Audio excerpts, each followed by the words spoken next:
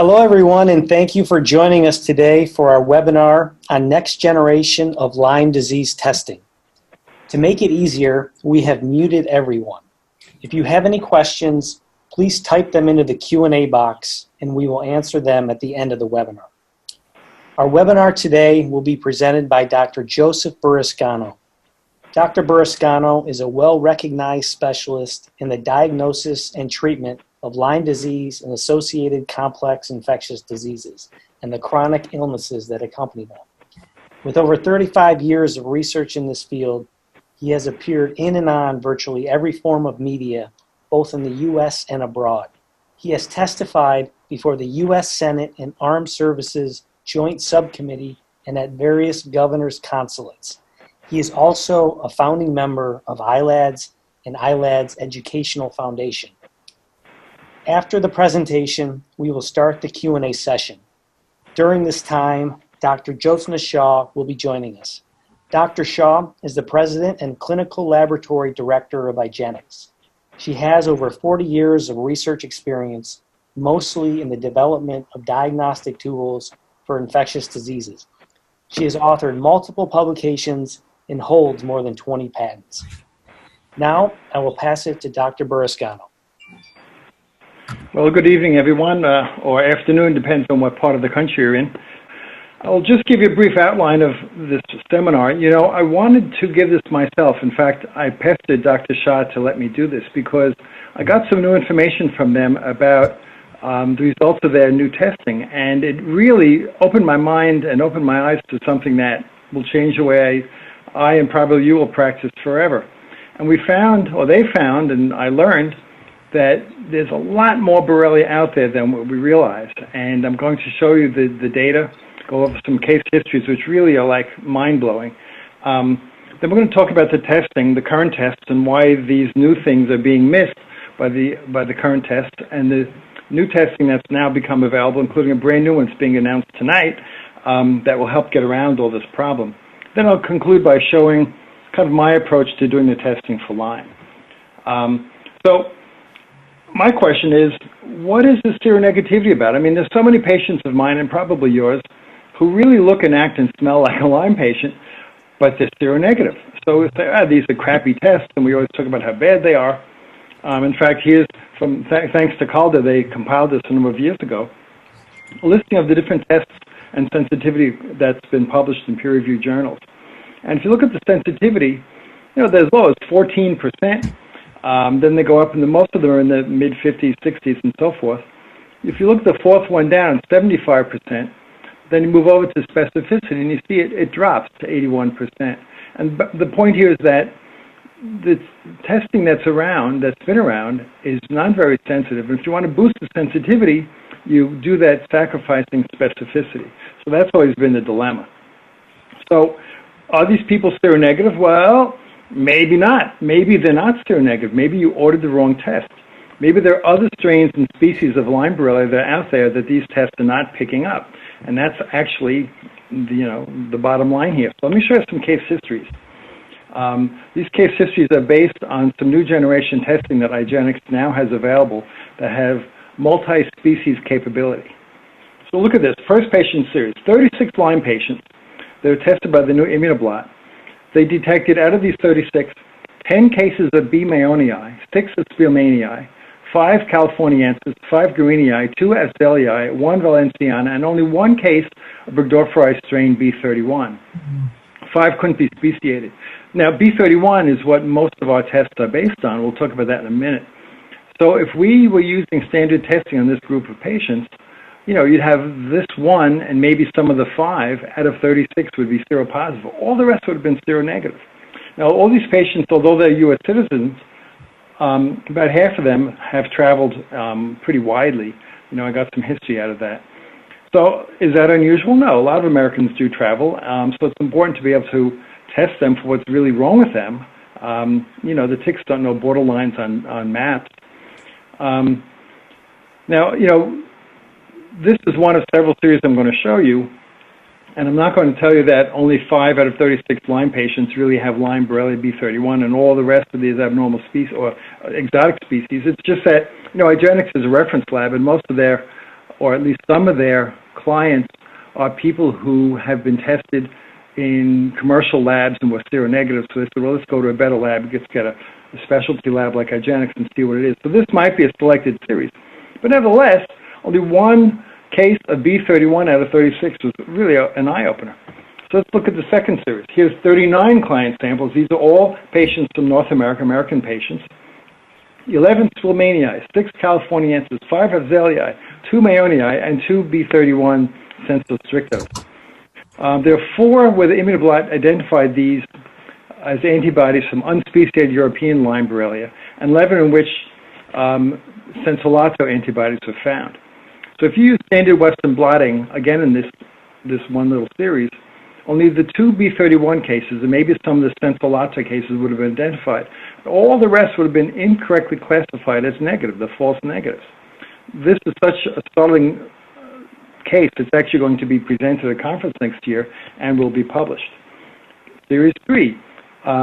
Here's 11 clinical Lyme cases. Of the 11, 7 had antibodies to Spilmanii, 4 to Californiensis, 1 each to Mayonii and Borrelia burgdorferi stricto. Now, if you actually add up the numbers, in this case, as in the first one, there are more species than actual number of patients, and that's because of co-infection. In this one series, 2 seem to be co-infected, at least by antibodies, to 2 different species, antibodies to Spilmanii plus Mayonii, and 1 had them to stricto plus Californiensis. So standard Western blotting were performed, not only would the majority of these results have been falsely negative, but the presence of the co-infections would have been missed completely. Series 4. So IGeneX says, all right, we have this ImmunoBlot, which is picking up all these amazing things. What about if we were to do Western blots on these patients? And they actually developed specific Western blots for these 8 different species and strains of Lyme Borrelia. They did was, they took these 43 samples and they did a Western blot using standard B31 like the commercial labs use, and only 14 of these 43 were Western blot positive. In other words, it missed 29 out of the 43. So if they then took these very same sample and did all 8 Western blots in them, then the rest of the 29 all were found. So they all were then picked up. So again, this is not just the phenomenon of the ImmunoBlot. This is actual separate Western blots were done to confirm it. Another way to do it, the ImmunoBlot detects antibodies by reading selected bands based on their recombinant proteins. And I'll talk about the details of this in a moment. What they did was they took the ImmunoBlot and they said, let's only read the B31 specific bands and see what we get. 30 samples were missed if they just used those bands. But if they looked at all the reactive bands, which correspond to all these 8 species and strains, they all 43 were positive. So again, this is a demonstration that there's a lot of things out there that we've been missing. And it shows that the ImmunoBlot is really powerful and actually, at this point, I think necessary. So why is it necessary? Let's look at the current testing. Most of the serologies you can get, whether they be IFAs, ILADS, or Western blots, are based usually upon one strain of one species of burgdorferi. The most commonly used strain is B31, and as a lot of you know, I've said this again and again, B31 is a laboratory strain. It was collected from a tick. It was not collected from a human patient, and that's very, very different from the clinical Borrelia to get a tick strain. One lab I know of used the strain N40, which is not commonly found across the United States. It's actually more prevalent in Europe. Now, IGeneX does use B31, but they also add strain 297, which is why their Western blots are really the best ones out there. But the truth is that none of them are going to pick up all of these different diverse strains and species. As you just saw in the previous slide, where if you use the Western blot for just B31, you miss like more than half. What about two-tier testing? Well, what that is first, it's a two-step test. The first is an ELISA, and what they do is they take a lab strain again, usually B31, and they lyse it, and they use those lysed proteins that result from the lysing, to make the first tier. And at the very best, the sensitivity is about 70% for strain B31. For the other strains and species, who knows? Probably not so good. Now, if this is a not reactive test, this first tier, then the testing ends and that's it. It's called negative. However, if it's positive, then they do the second tier. Traditionally had been a Western blot. Now they're pushing a second ELISA. So you're doing an ELISA to confirm an ELISA, which is, I think, ridiculous. But anyway, The combined sensitivity of this is 70% on the first tier, and if you're lucky, it's 70% on the second. 70% of 70% brings you down to what the first study showed, 50 to 60% sensitivity. And again, this is for B31, and for the other strains and species, who knows? All right, Western blotting, we thought that's really the best way to go, and there are limitations. When I put this together, this presentation, I looked into how these things are made, and that kind of was also eye-opening. First of all, the Western blot, you take Borrelia, you grow them in culture, then you lyse them, and the protein antigens that are derived are then separated by size using electrophoresis. And the size of these, how many, the molecular weight to kilodaltons is what determines what the band is going to be. So these are the problems. The antigens are derived from cultured lab strains, not clinical specimens from real Lyme patients. Most labs use strain B31, as I mentioned. Of course, IGeneX adds the second one.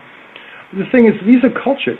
If the culture conditions are not so great, or if they vary, you're going to get variable results. In other words, a very active culture can make a lot of protein. You're going to get a lot of positives, but you might even get some extra false positives. You get a weak culture, you're not going to get much protein. You might get some false negatives there. Other thing is, other laboratory variables such as reagent concentration and temperature can affect the accuracy of this thing. As we mentioned before, it's not going to reliably pick up strains other than, or that are unlike B31. There's also the flip side, the possibility to react with other non-Borrelia antigens that are similar, giving you the false positives, such as other spirochetes like syphilis, viruses, autoantigens, and so forth. So look at this. How to identify a band? Well, the band is identified by where it fits on this little strip, and that's dependent on the migration from the electrophoresis. Okay, so it's migration dependent. But the problem is migration is not very exact. The bands may not exactly fall where you expect them to be, so it's kind of difficult to identify the individual antigens. Also, some non-specific or unimportant proteins may co-migrate, and the Western blot cannot distinguish these from the real ones. And that's why, for example, when you get band 31 and you using that as one of your markers for a positive test, you really need epitope testing to be sure that the B31 band, or the band 31, in fact, is a Borrelia band and not something from, for example, a virus. Now, how do you score it? Well, is it positive because it's a black band, a black line like you see here? Or is it negative because there's no line? Well, the problem is, how dark do you have to have a band to be calling it positive? How much is indeterminate? Now, because I said the protein content comes from the culture, and because that can vary, the band can vary in terms of intensity. I don't know if I can get an arrow here. There's an arrow. I don't know if you guys can see it. Look at here, lane 2 and 3. These are patient samples. Lane 8, by the way, is a positive control, which is so positive, I don't know how anyone would use it, but that's why I'm not a lab person. But look at bands, or lanes, 2 and 3. Here we got some clear positives, but there's some that are kind of medium, and then there's some that are really kind of faint. Now, which of these are positive? Which are indeterminate? Which are negative? That gets kind of guesswork. So that's why this is very imprecise. And it's also why nowadays there's a push to make the 2-tier test have the second tier be an ELISA, which is a numerical thing read by a machine with, that's automated, because you don't have to have this human factor here of interpreting a band. So how do you fix this? Well, you have to replace the Western blot, and that's what the ImmunoBlot does. It's increased sensitivity and specificity, and more than that, it broadens the coverage to include these other species. All right, let's talk about the ImmunoBlots. What is it? I don't like the name ImmunoBlot because it makes you think it's like a Western blot, but it's completely different. It should be called something else. I actually gave it my own name, and nobody likes it, so that's the end of that.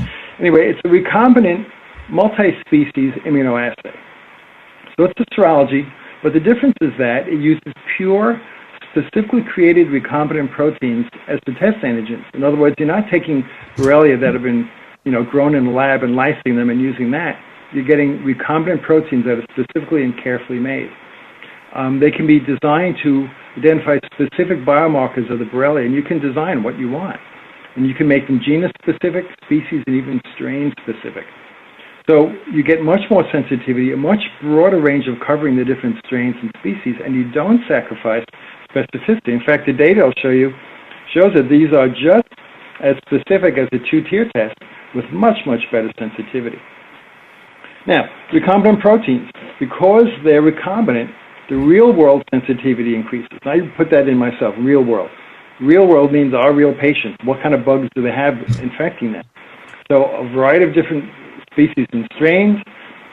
Also, you know, some of these Borrelia, even a B31, they seem to be different in different parts of the country. There's geographically diverse strains and species out there that sometimes are not being picked up on the regular testing. Because there's no trade-off in sensitivity and specificity, like I showed you in that first test slide, it's another reason why this is going to really replace a Western blot.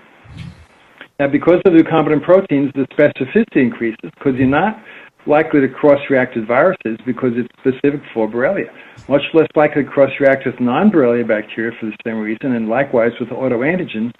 And not only that, it's specific for Lyme Borrelia. It will not cross-react with the relapsing fever Borrelia. So here you have a test that's at the same time broad in terms of Borrelia, but narrow in terms of not covering, falsely picking up what you don't want to pick up.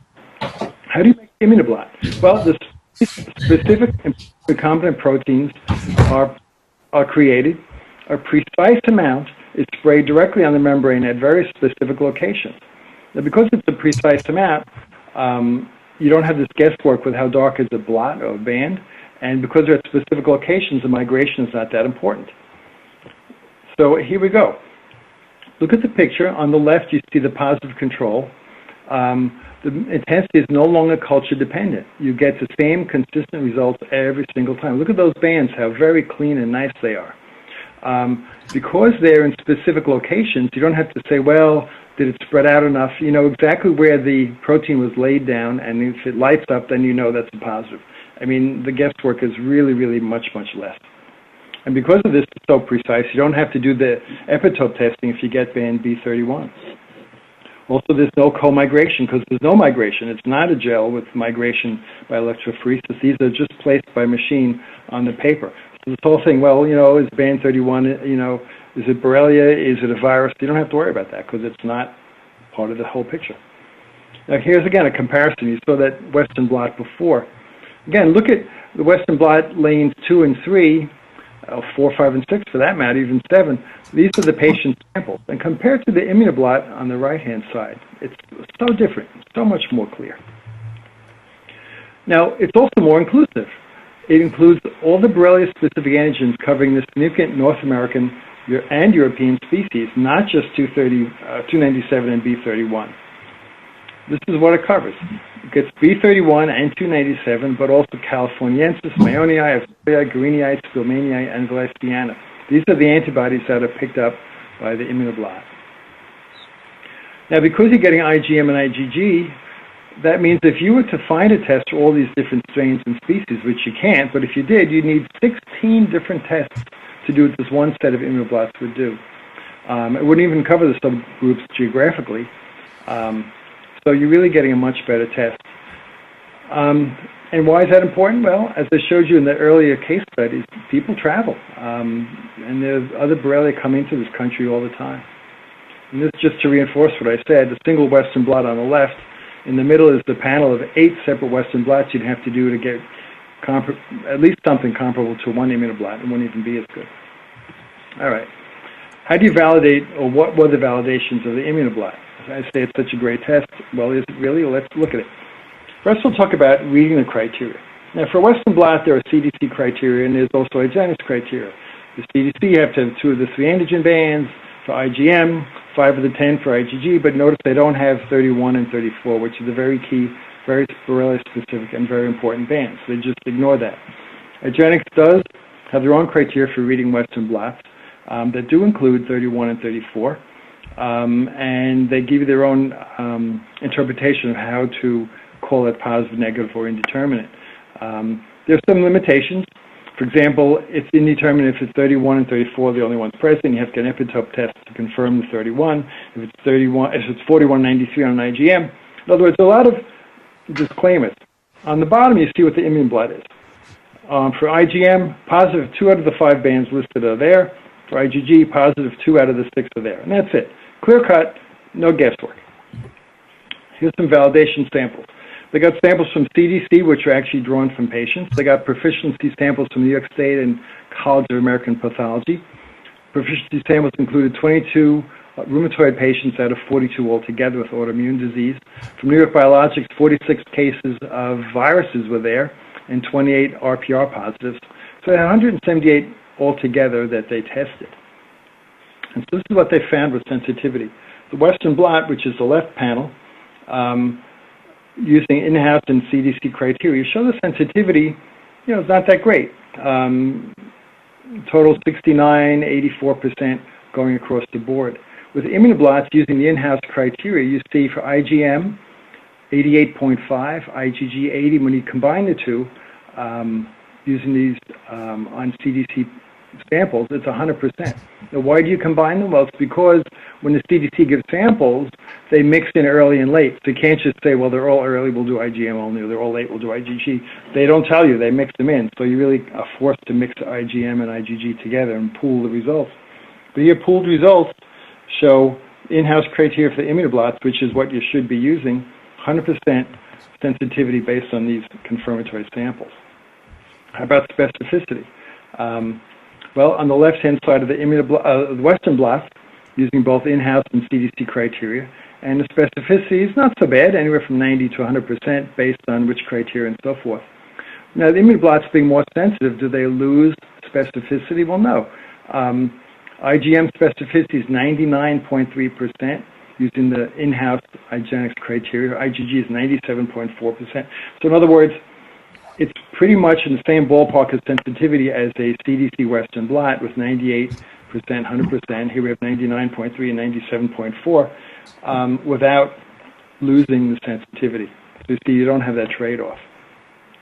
Now here's a published study, 178 samples. Sensitivity was 100%. Specificity was over 97%. The positive and negative predictive values were superior than a Western Blot, and they did not find any cross-reactivity with two different relapsing fever Borrelia. So that was one published study. Now, how about clinical studies? What I showed you were based on proficiency samples. Now, this is a very interesting bunch of tables that I dug out of the lab. The top box are the patients who were tested with ImmunoBlots and Western Blots, but interpreted with CDC criteria. They include the top row going across as early patients, and CDC defines early patients as those who have a rash, so it's really early Lyme disease, and then convalescent is generally 4 to 6 weeks after that. So ignore the yellow for right now, the little yellow boxes on the top part. Look at the Western Blots. Out of the 15 samples, 3 IgMs are positive, meaning a 20% sensitivity, no IgG, which is kind of what you expect. Convalescent, you now have 10 out of 15 IgM positive. So if you talk about seroconversion, you're only talking about getting 7 more out of the 15. So even the seroconversion is not very sensitive in the Western Blot, picking up early, converting to later Lyme. If you look at IgG, you go from 0 to 5, well, right, but that's still 5 out of 15. You're missing all those other samples. So now, what about the ImmunoBlots? Well, let's go to the bottom set of boxes, and that's where the yellow is important. Using the ImmunoBlots with the CDC samples and IGeneX's criteria, look at the sensitivity for early Lyme. And this is one of the things that's changing the paradigm here. We've all been taught in early Lyme, stage 1, when someone has a rash, don't even waste your time doing a serology because it's going to be negative. In fact, as you showed you in the boxes above, you really hardly get any positivity at all. But here, 93% sensitivity, and again, we're talking with the test that's at least 97 to 98% specific. So you're getting a 93% pickup rate of antibodies in early Lyme disease. Now, this totally changes everything. It changes that dogma about don't test someone with early Lyme. Now, how many people come in with the summer flu or some kind of a weird atypical rash and you're not really sure? So you say, well, watch and wait. Do I give you an antibiotic? Well, now we have a test where you can actually see with a 93% sensitivity that maybe we can do a test and give you an answer based on data and facts. So this is one of the really important things also taking away, not just the more species, but how sensitive these are in early Lyme. Now, this is from, again, CDC. They break things up into early, which is early acute, which is EM, early convalescent, it was 4 to 6 weeks later. Then they talk about neurologic and Lyme arthritis. ImmunoBlots, when you combine the G and M, as I showed you, early Lyme stage 1, 93%. All the other stages, 100% pickup rate with these CDC clinical patient samples. Wow. Pretty good. So the summary of this, it's capable of detecting antibodies to all of the currently known clinically relevant Lyme Borrelia strains and species that we have bothered patients here. It's been validated and published to be superior to the Western Blot in regard to sensitivity, specificity, positive and negative predictive values.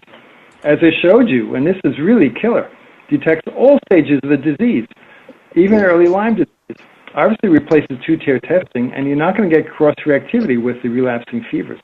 So this is really a very broad and narrow test at the same time. So now comes something interesting. Apparently today, IGeneX is introducing a new test. Today's the launch date. And using the new things that they've learned from immunoblotting, they introduced what they call a broad coverage Lyme antibody assay. What is it? It's a single serological test that covers the clinically relevant Borrelia burgdorferi senso-lato species. It's a replacement for the ELISA completely, but it's far broader and more inclusive because it does have the multi-species capability we just saw is so important. And it's also far more sensitive, with an overall sensitivity of greater than 90% based on the tests that they have so far. And you know, at that high sensitivity, it does not lose being specific. It's just as specific as a two-tier test. So this is an announcement today. We have a replacement for the ELISA, which is this broad coverage antibody assay. All right, so we got the broad coverage covered broadly. It's an ELISA replacement, covers these broad species and strains. Simple yes and no complicated interpretation. Pretty cool. So the summary. The broad coverage is a more sensitive, highly specific, broad-spectrum alternative to both the ELISA and the Western Blot. It does include the multiple species, very effective, and replaces the two-tier test with a better test. The ImmunoBlots, we talked about, it's also very broad, multi-strain and multi-species, but it also can speciate, can identify what species you have. It's also very good, as I showed you, like mind-blowingly good for early rash stage Lyme disease. You know, you get information you can't get anywhere else. Now, this is really interesting because, you know, in practice, I've seen patients who present slightly differently, and it got to the point where, you know, we could say, oh, I can tell this is a California patient without even looking at their address, or I can tell it's a New England patient or a Pennsylvania patient. They seem to have different patterns of presentation. But we didn't know. We just have a positive or negative test, and that's what we had. But now, we have the ability to look and say, wow, these people that have a little bit different in California, maybe they have a lot of Californiensis or Strelmanii, and these Pennsylvania patients, you know, maybe they're Mayonii. I mean, I'm just making this up, I don't know yet, but maybe the ones in New England are the B31 equivalents. So we have the power now to do some critical differentiation here. When we see how the patients present, we might be able to start to see different patterns of presentation across different species. Like, for example, maybe all the different Lyme Borrelia don't present exactly the same way. Maybe not all of them get a rash, or some of the rashes that present are a little bit different one than another, and maybe some are more likely to cause multiple rashes than others, more neurologic or more cardiac. These are things we're going to be able to do now with the power of this ImmunoBlot. Likewise, treatment response. I've had patients who did terribly on doxy but did great on cephalosporins. I've had the opposite happen. And ahead of time, you don't really know until you try it. Now, I'm not guaranteeing this, but maybe now that we're going to be able to see different species, we're going to find out that, hey, they're not all alike. Maybe there are different treatments that are better for some than others. Maybe some are more likely to make biofilms or cysts or whatever else. So the ImmunoBlot is such a powerful tool, and I can't wait to start using it a lot because we're going to start to get this kind of feel for our Lyme patients, which we've never had before. So that's really exciting.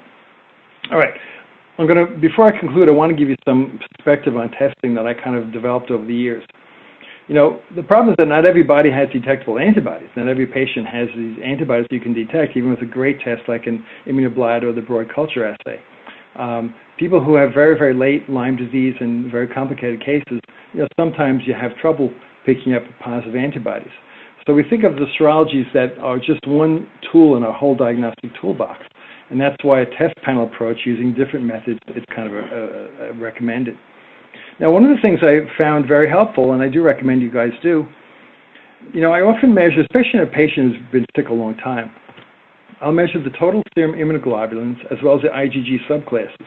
And I found that if there's significantly low results, then people might be more likely to have a decreased sensitivity on their serologic tests. If you have low IgG level and you're measuring their IgG, antibodies, well, you might be getting some false negatives.